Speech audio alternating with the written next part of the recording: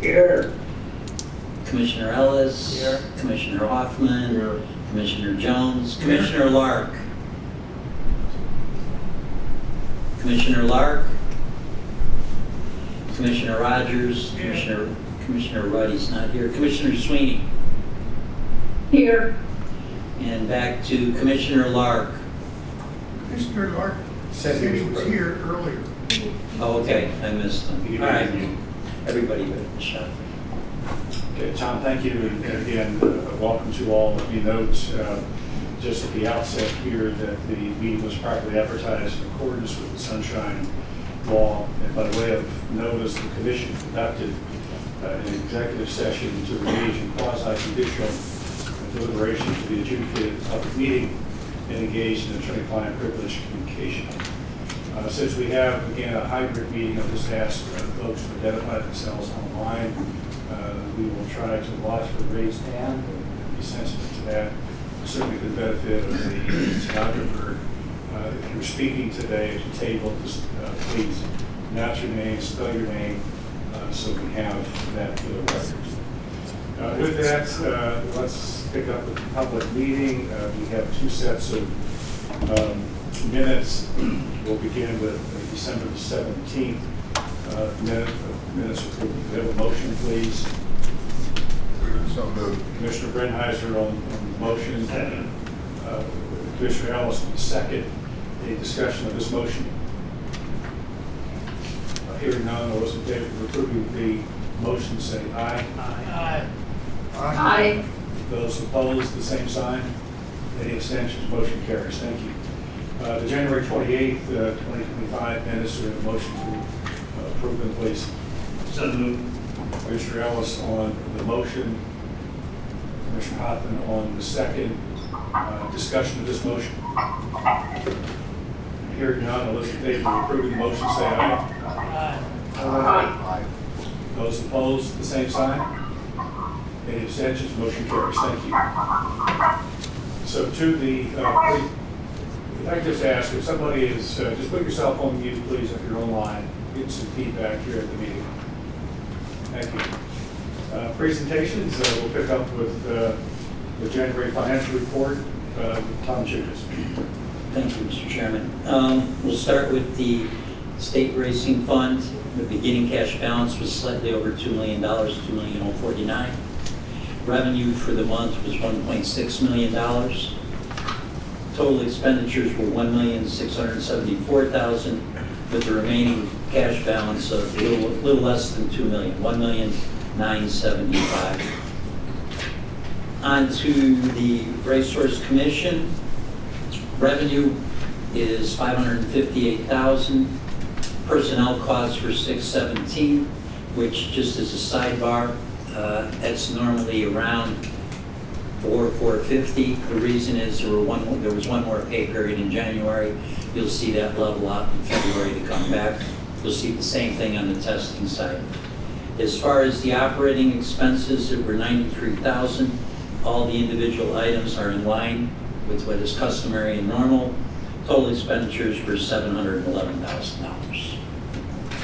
Moving on to testing, the Racehorse Development revenues were, total revenue was $1,042,000. As I said before, personnel costs were slightly elevated due to the additional pay period. That will come back in February. Under operating is $439,000. The line items are fairly standard. You'll see under other specialized services, UPenn's bill for the month was $413,000. Nothing else is out of normal and customary. Total expenditures were $955,000. Any questions up to this point? Next is the comparative year-to-date, comparing 25 versus 24. Total revenue for 25 is $11.2 million versus 8.7. The lion's share of that shortfall falls with the Racehorse Development transfers. If you remember last year, the transfers did not start until December, January, and it was evened out over the following 5 months. So by the end of the year, that will catch up to the $10,400,000. Personnel costs are 6.9 versus 6 million, about 13% up. Some of that is what I explained in the timing for January, but also, if you remember, there were pay increases that went into effect based on a new union contract. Total operating costs were 6.7 versus 6.6 within 2 points. Total expenditures 13.7 versus 12.6, an 8.8% increase. Any questions? The final 3 sheets in the, or the next sheet, I'm sorry. The next sheet in the package is promotional. It's a one-time transfer of $1,863,000. Expenditures to this point are $734,000. I know because Tony and I approved it, there's probably another $600,000-700,000 in the pipeline right now to be paid. Everyone is submitting their reimbursements. I don't perceive at this time there'll be any issues. The last 3 sheets in your package are standard sheets: the Breeders' Fund, the Sire Stakes Fund, and the Standardbred Breeders' Development. Those are the restricted funds. Mr. Chairman, any questions or comments concerning the financial status? Thank you, Tom. Questions or comments? That whole block of financials? Questions? Okay. All right, thank you, Tom. Let's do the HISA update as well. All right, the HISA update. There are, where we are is in December going into January, we did a 30-day extension. We did another 60-day extension. Based on the circumstances, I'm going to assume we're going to do another 60-day extension. We're working on the agreements. We're working on the financial end of this as far as the credits and the true-up goes. It's a process that's just taking time. Just as a sidebar real quick, there are 3 agreements. There's the IGA, which is the anti-doping, and the lab services agreement, which is for the testing in the lab. The 3rd agreement is a letter that we've done in the past, the racetrack safety letter. That's been done and submitted. And just as an important note, with HISA and the preemption, they came in and they're basically responsible for the racetrack safety.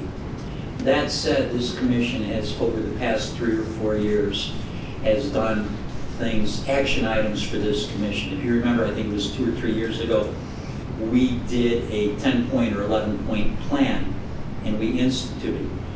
Most of those things have been done. They're still in place. Now, it's important to remember, for example, one of the things that this commission wanted done was an independent third-party analysis of the racetracks. Well, we don't do that anymore. HISA does. Okay?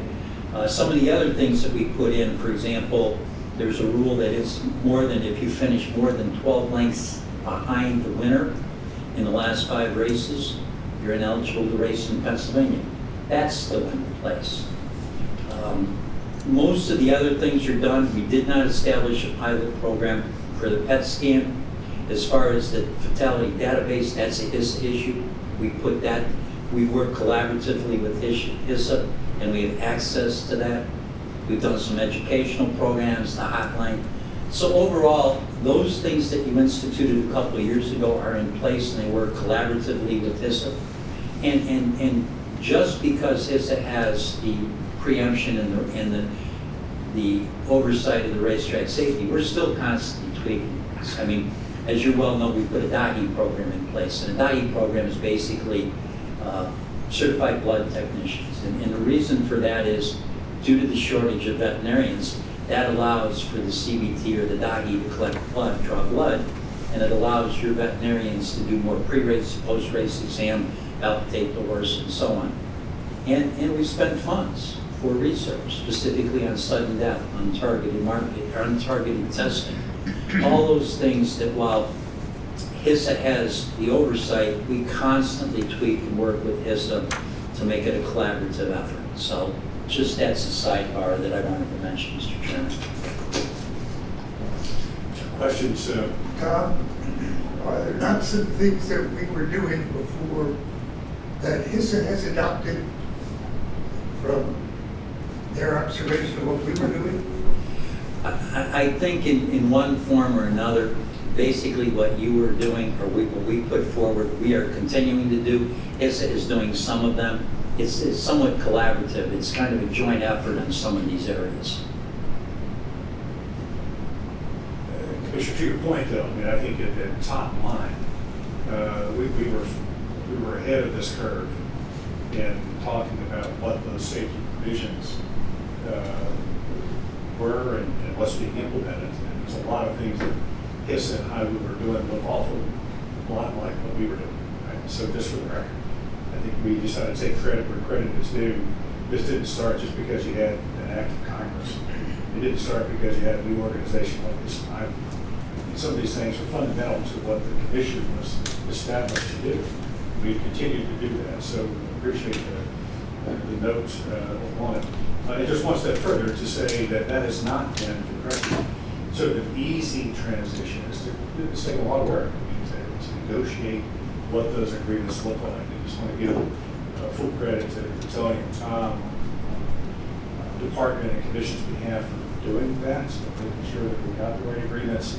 It's protected our employees, it's protected the industry, it's put us completely in step with what Congress was expecting us to do, and I think we've done that honorably.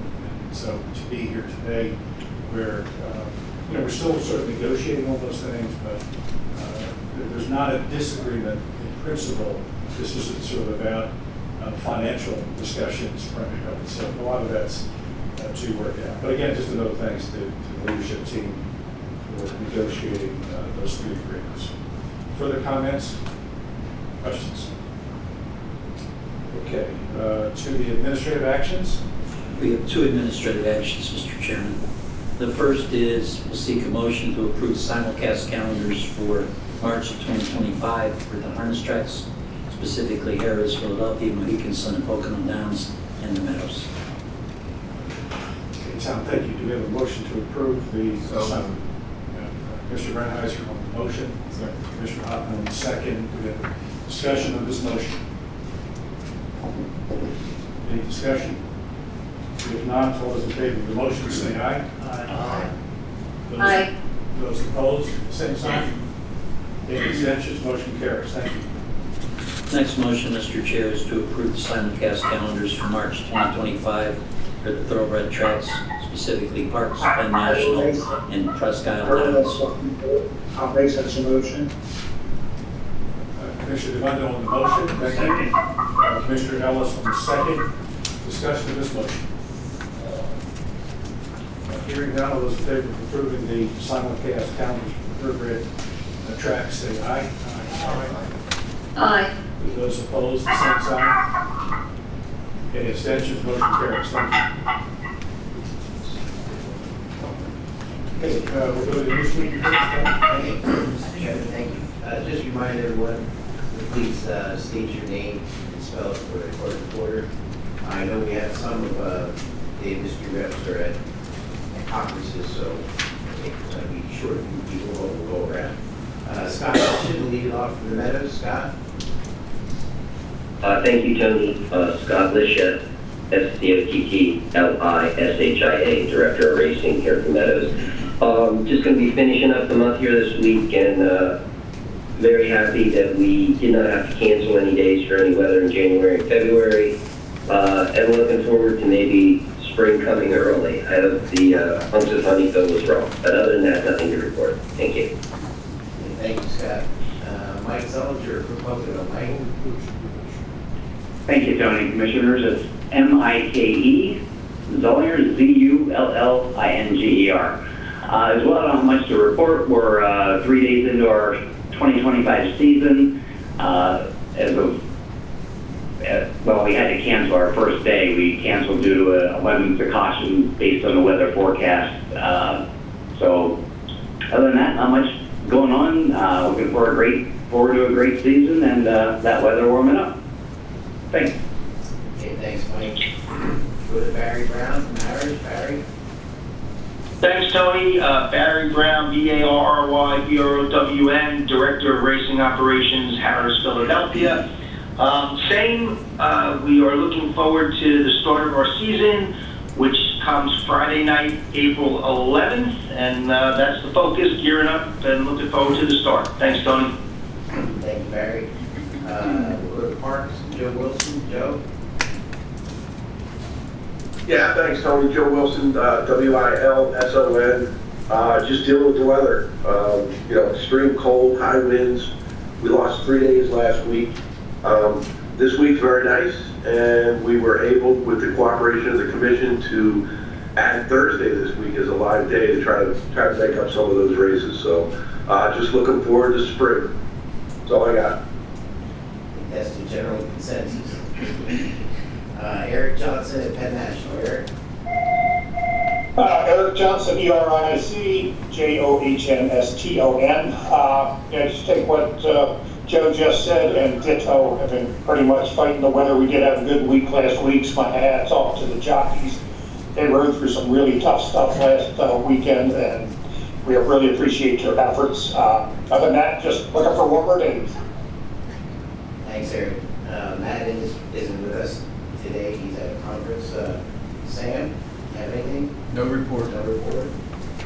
I don't know if Donnell or Lisa are on from the Minnesota. I know you guys are in Florida. Do we have you? We're on. Okay. Yep. This is Donnell Mock, DAWNELLEMOCK.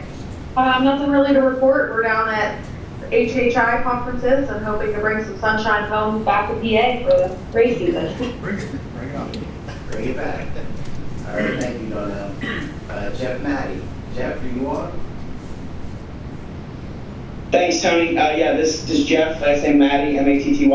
A couple of quick things. One, I just want to thank the commission. Obviously, we were, facing winter weather the last few weeks, and with the commission and Parks' help and the PTHA, we were able to add this Thursday to our racing calendar, a big benefit to our horsemen. So I just want to, again, thank Tom Chukas and Ismail and the rest of their team. And then additionally, Smarty Jones, for the first time in, 15 years, 5 years after he retired, is a finalist for the National Hall of Fame. So we have a documentary produced by the PTHA that's going to go out to the public by the end of the week. We've already gotten a lot of positive press about it, and looking forward to seeing if Smarty can, cross this last finish line into the Hall of Fame. But that's all I have. Okay, thank you, Jeff. I believe Todd isn't with us either, I don't think. We got Jim or Mike Simpson for the Standardbred breeders. I'm good. How are you? Jim or Mike? Ryan, you're up.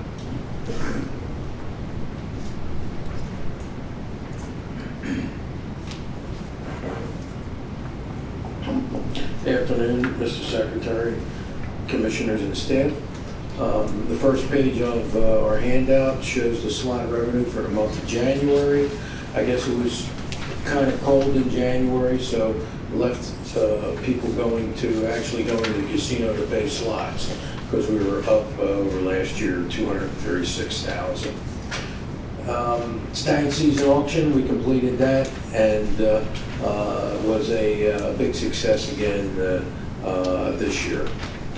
Our awards banquet is on May 9th at the Inn at Mendenhall in Chadsford, starting at 5:30. I'll be sending an invitation out within the next couple of weeks or so to Tom, and he can pass it around to everyone. Our annual meeting is May 21st at Kennett Square Country Club. Also in the packet is the March Mid-Atlantic Thoroughbred. There's a great article in there about Warriors Reward. That stallion was purchased by Donnie Brown and Tom McClay, and he was our leader in 2024 in breeder awards with a little over 900,000 in breeder awards, so it was a great year. Warrior was pensioned. He's at Old Friends now in Kentucky. And the last thing is Jeff started to go over with you, and that was Smarty Jones was nominated to the Hall of Fame. We basically have 3 other horses that were in the Pennsylvania Breds in the Hall of Fame, and hopefully this will become our 4th. Any questions? Nope. Oh, BRIANSANFRATELLO. Okay, you do have one public comment from Dr. Langlois. Dr. Langlois.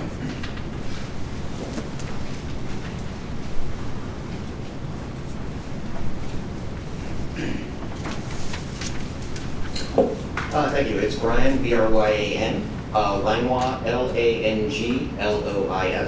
Thank you again for giving me the opportunity to make a couple of comments. One, you guys have pretty much already covered, which we appreciate. Since the news broke this week about what was going on with joint injections and all of that investigative work and stuff like that, a couple of people have reached out to Thoroughbred asking where certain things stood with the action items, so we appreciate the update on that as far as that goes. And appreciate further kind of updates as far as how all that works. I think it does show, though, that the importance of the work that boots on the ground investigative work does as well. This is not just about testing. This kind of shows that you have to kind of really focus on that area, and it's good. It's really good to see that this has been taken care of in a very thorough way from an investigative standpoint, it seems.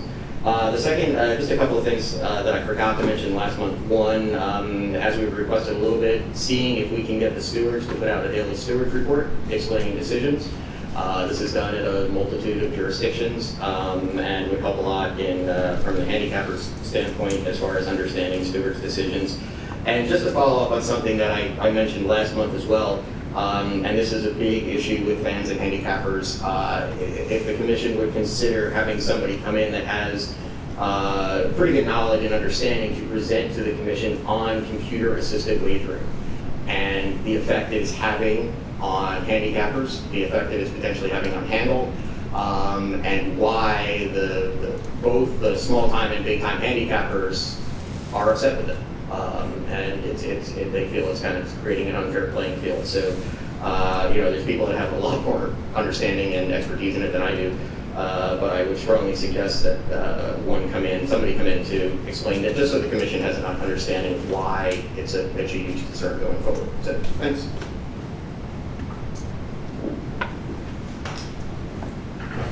Thank you. Thanks for reminding us about the computer-assisted wagering. We'll put that back on our list. Appreciate your insight on safety and concerns there, opportunities for the students. Thank you. Any other business? Just one, Jeff Matty, are you still on? Jeff? He is not. I wanted to know if you knew where we'd be able to view that Smarty Jones documentary. I'm sorry about that. Yeah, sorry about that. I was on the phone. The Smarty Jones documentary is going to be launched on a landing page. It's going to be called the SmartyJonesStory.com, and I will send that to Mr. Chukas as soon as we are up and running, which we are hopefully T-minus 48 hours. So by the end of the week, I will send that to Mr. Chukas, and he can distribute it to the masses. I'd also like to thank Parks Racing, Penn Horse Racing, the PHBA. The four of us have come together for a sponsorship opportunity on that landing page. So we've gotten a lot of calls, and I'm very proud to work with those three other associations to get this story out there. Thank you, Jeff. Okay, thank you. Last call. Any other business come before the commission? If not, just want to end where I began with a simple thank you to Nicole and certainly to the staff. Nicole, stand up. You're always like behind the screen, so not much happens here about it. So thank you. Tom and Tony and council, just appreciate the work all month long. We'll be together for the next meeting in March, the 25th. Until then, as noted by Scott and Mike and several, looking forward to spring. Okay, we're a day closer today, so looking forward to that day of spring this year. So anyhow, with that, we'll take a motion to adjourn. So moved. Okay, everybody said? Aye. Okay.